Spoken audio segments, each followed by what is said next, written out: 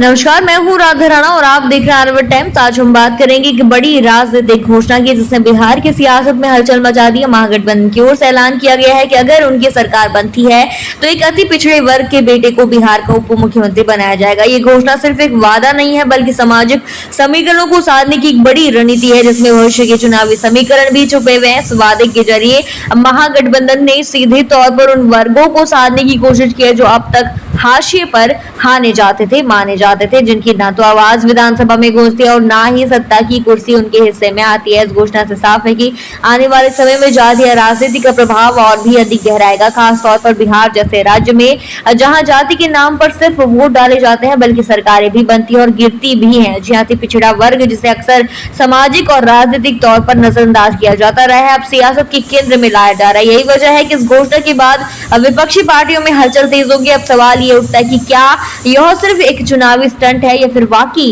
महागठबंधन अति पिछड़ों को सशक्त करने की दिशा में कोई ठोस कदम उठाने जा रहे हैं। इस ऐलान के बाद जनता की उम्मीदें भी बढ़ गई हैं। एक तरफ वो तबका है जो वर्षों से समानता और अवसर की मांग कर रहे हैं, वहीं दूसरी ओर राजनीतिक विश्लेषक मानते हैं कि ये घोषणा विपक्षी दलों के समीकरणों को चुनौती देने वाली है। बिहार की राजनीति में जब जब अति पिछड़ों की बात हुई है तब तक सत्ता की दिशा बदली है। यही कारण है कि इस समय हर राजनीतिक दल की नजर इसी वर्ग पर है।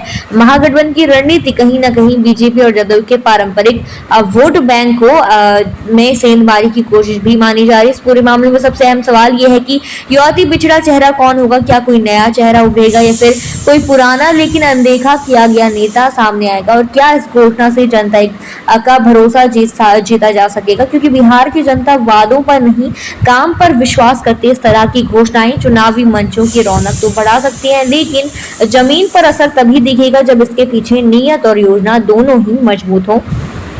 इस वक्त जो है सियासत की गाड़ी पूरी तरह रफ्तार की दौड़ रही है। एक तरफ राजद और कांग्रेस जैसे दल महागठबंधन के जरिए सत्ता में वापसी की उम्मीद कर रहे हैं, तो दूसरी ओर भाजपा और उसके सहयोगी दल अपनी पकड़ मजबूत बनाए रखने के लिए हर दांव आजमा रहे हैं। ऐसे में अति पिछड़ों को साधना चुनावी रणनीति का अहम हिस्सा बनाया गया है। राजनीतिक दलों का यह समझना होगा कि सिर्फ घोषणा कर देने से ना तो समाज बदलेगा और ना ही सत्ता टिकेगी। जनता अब समझदार हो चुकी है, वह वादों से नहीं काम से वोट देती है। आज की राजनीति में न्यू इंडिया की बात होती है, डिजिटल इंडिया, स्मार्ट बिहार जैसे नारे लगते हैं, लेकिन जब भी चुनाव पास आते हैं तो फिर वही जाति की गूंज सुनाई देती है। अब देखना होगा कि महागठबंधन की घोषणा से कितनी सियासी जमीन बदलेगी और क्या बिहार की राजनीति में वाकई कोई नया अध्याय शुरू होगा, क्योंकि उप मुख्यमंत्री पद पर किसी अति पिछड़े वर्ग के बेटे को लाने का वादा सिर्फ एक चेहरा देने की बात नहीं है, बल्कि ये तय करेगा कि अगली पीढ़ी के लिए सामाजिक न्याय की लड़ाई कितनी ईमानदारी से लड़ी जाएगी। आप क्या सोचते हैं इस पूरे मुद्दे पर, हमें कमेंट सेक्शन में जरूर बताइए और बने रहिए आरवट टाइम्स के साथ। साथ ही चैनल को